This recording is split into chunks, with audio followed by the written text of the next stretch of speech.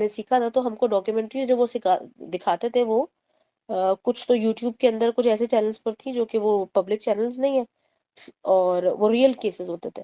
اسی طرح سے پھر نیٹ فلکس پہ بھی بہت ساری اس طرح کی چیزیں تھیں جو ہمیں انہوں نے جب تعویذ کھولنا سکھایا، اس کو ضائع کرنا سکھایا اور دکھایا کہ تعویذ سے کیا کیا کچھ ہوتا ہے.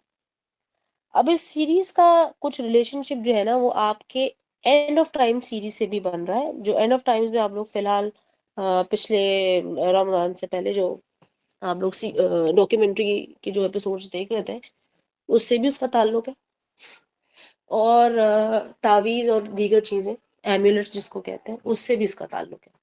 لہٰذا تو یہ ریلیٹیبل ہوگا انشاءاللہ، آپ لوگ اس کو سمجھ پائیں گے. یہ آج کل کی دنیا میں اتنا عام کیوں ہو گیا؟ یہودیوں نے جب یہ جادو سحر اور یہ سارا کچھ ان کے یہاں نارمل سا تھا، تو اس کے مقابلے میں رسول اللہ صلی اللہ علیہ وسلم کی شریعت میں تو کچھ نہ کچھ آنا ہی تھا. تو جب کہ پھونکنا جھاڑنا آیا تو آلریڈی یہ ایگزسٹ کرتا تھا، ٹھیک ہے، اس سوسائٹی میں یہ چیز آلریڈی تھی، لوگ جھاڑ پھونک کر رہے تھے، لیکن اس جھاڑ پھونک میں اچھا اس کا اثر بھی ہوتا تھا، لیکن اللہ کے نام پر جھاڑ پھونک کرنا، بالکل ایکسکلوزیولی اللہ کے نام پر کرنا، یہ جو ہے ایک نئی چیز تھی.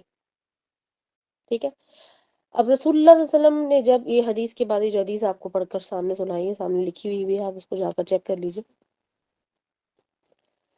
رقیہ کا لفظ بھی آپ لوگوں کو ادھر سے ڈرائیو کر کے بتانا ضروری تھا. تو رسول اللہ صلی اللہ علیہ وسلم نے پھر ایک محفل میں عام لوگوں کو پوچھا کہ آپ لوگ اس سے پہلے کیا کیا رقیہ پڑھا کرتے تھے، یا کیا کچھ پڑھ کر ایک دوسرے پر دم درود کرتے تھے، تو اپنے اپنے دم سناؤ مجھے. مفہوم بیان کر رہی ہوں میں آپ لوگوں کے سامنے.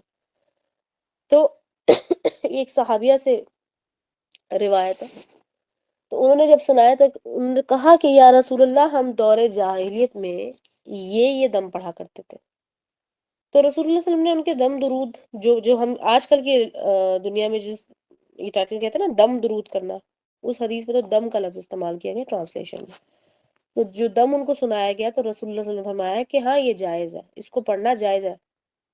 کیوں؟ کیونکہ اس کے اندر ایسی کوئی چیز نہیں ہے جو شرک کے زمرے میں آتی ہو. تو اس حدیث سے کیا ثابت ہوتا ہے کہ ایسی چیز جو شرک کے زمرے میں آتی ہو اس کو چھوڑنا ہے، چھوڑنا ہی چھوڑنا.